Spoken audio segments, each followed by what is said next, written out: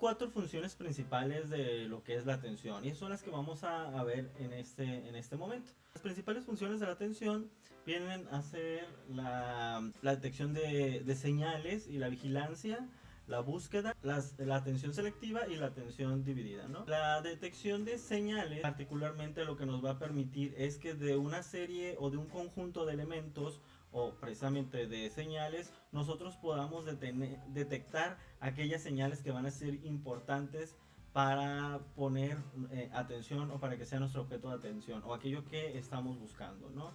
Regularmente cuando estamos en una búsqueda de señales estamos buscando estas pistas que nos permitan identificar de todo este cúmulo, nos permitan identificar precisamente aquello que realmente es relevante. Y aquí podemos tener estímulos, hacer una búsqueda de cosas, elementos, personas, etcétera, en donde podamos incluso equivocarnos. La idea es poder llegar a lo que se conoce como verdaderos positivos, en donde aquello que nosotros estamos identificando como parte de los elementos o del elemento que buscamos realmente correspondan al elemento. Y eso es un trabajo importante en el proceso de la atención.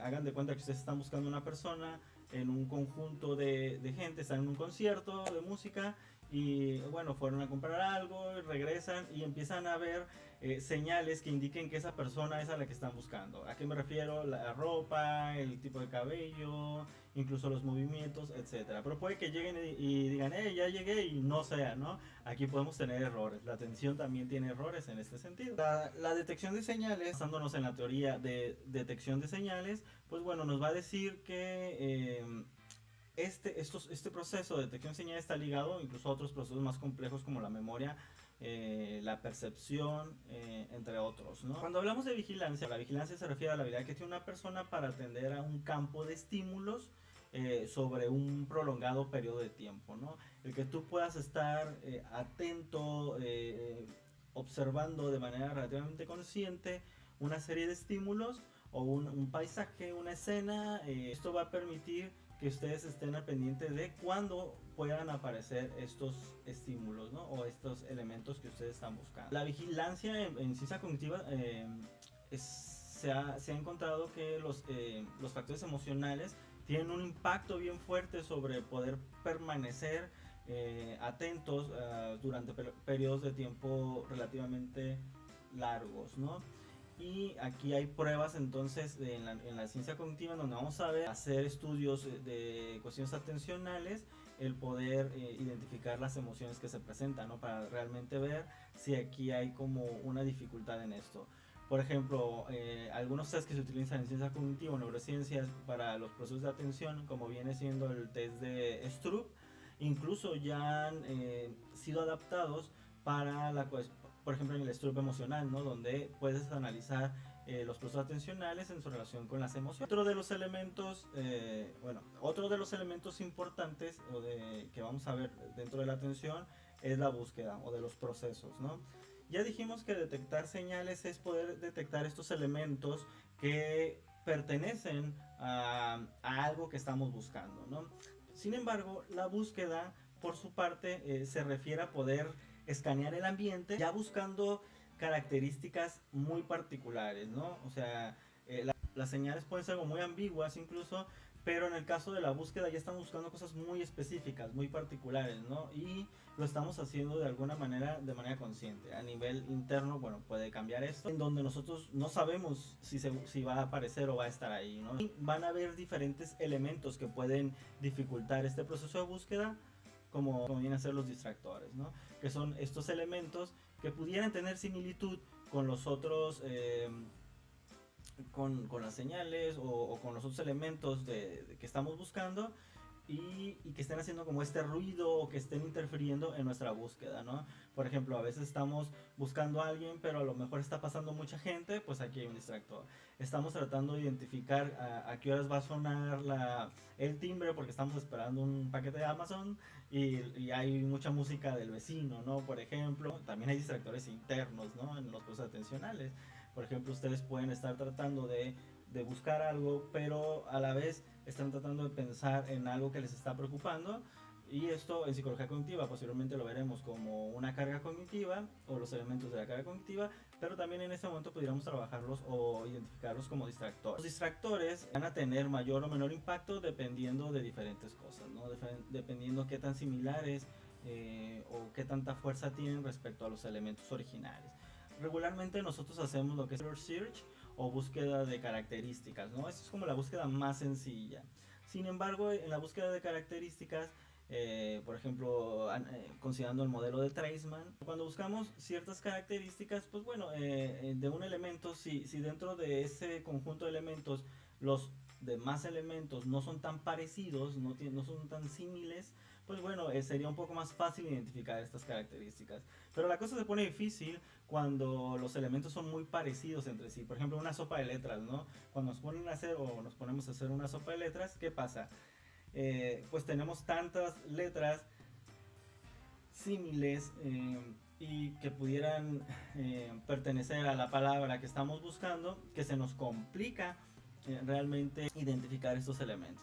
Y hay ciertas técnicas que nos ayudan a identificarlos más rápido, sobre todo cuando tenemos estamos más familiarizados con los elementos. Aquí, por ejemplo, cuando estos estímulos son tan similares o tan parecidos, entonces nuestro cerebro, de acuerdo por ejemplo al modelo Treisman, nuestra búsqueda sería una búsqueda por conjuntos o búsqueda, la traducción viene de la traducción de conjunction search, ¿no? Entonces aquí ya buscaríamos una combinación particular de características, ¿no? Ya no características específicas, sino un conjunto de características que se parece y no se parece.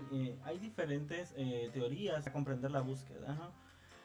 Hay varias, ¿no? Tenemos la Feature Integration Theory, por ejemplo, tenemos la Similarity Theory, pero particularmente a mí me parece interesante la Guide Search Theory o la teoría de la búsqueda guiada. Este modelo desarrollado por Cave and Wolf, pues bueno, hablan de un modelito en donde la búsqueda guiada tiene como dos partes, ¿no?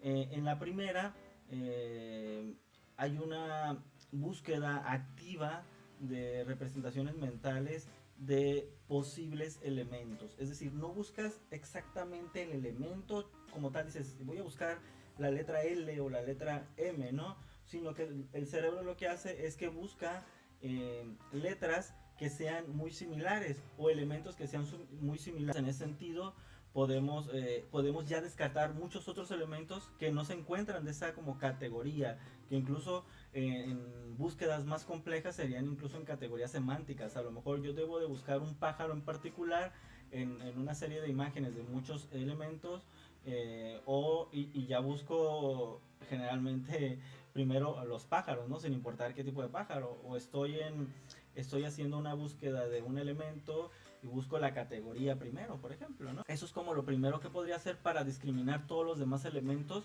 que no tienen parecido, que no son similares, y eso ya me ahorra mucho tiempo. Entonces el siguiente paso en esta búsqueda guiada, por ejemplo, que es un paso secuencial, evalúa cada uno de los elementos activados. Digamos que tenemos toda esta serie de elementos, esta serie de pájaros, y de estos pájaros, bueno, yo estoy buscando un pájaro carpintero, ahora empiezo a ver cuáles son las características de un pájaro carpintero, y entonces remarco esas características y ya puedo identificar lo que viene siendo, pues, ese pájaro carpintero. Eso ya me permite, si se fijan, tener una mayor eficiencia en la selección de uno de los elementos.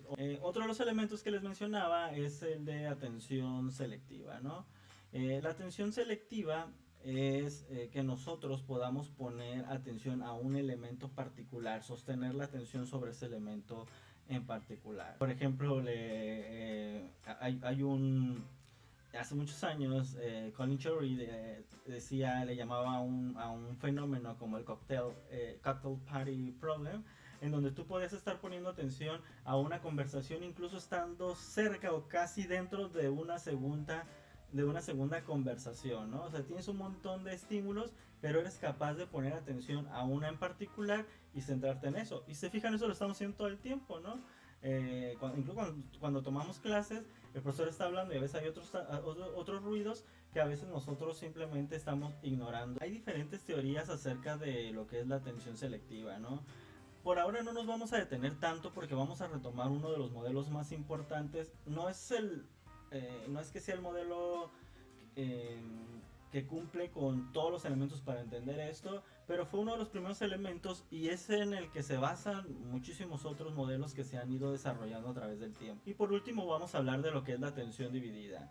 Esto está bien interesante porque si bien hemos dicho que la atención selectiva es poder poner atención a una serie de elementos o a un elemento, incluso habiendo diferentes estímulos que pueden ser igual de fuertes que el que estamos nosotros atendiendo, también nosotros podemos poner atención a diferentes estímulos que pueden tener más o menos la misma magnitud de importancia. Cuando ustedes van manejando, pueden ir manejando, pueden cambiarle al radio, pueden ver las luces del semáforo, pueden incluso de manera interna, si es un carro estándar, y aunque ya es un poco más mecánico, con la ayuda de, por ejemplo, el cerebelo y otras estructuras, pueden estar cambiando o haciendo los cambios y pueden incluso, aunque no se debería, al menos con manos libres y todavía así hay que tener cuidado, pueden incluso estar hablando por teléfono. Bueno, en términos generales, esta es una pequeña introducción a lo que viene siendo la atención y espero que esto nos permita entender otros elementos como los modelos atencionales y de esta manera pues bueno les quede un poco más claro el tema. Espero que les haya quedado claro esta explicación, espero que se encuentren bien y espero verlos pronto. Cuídense mucho, bye.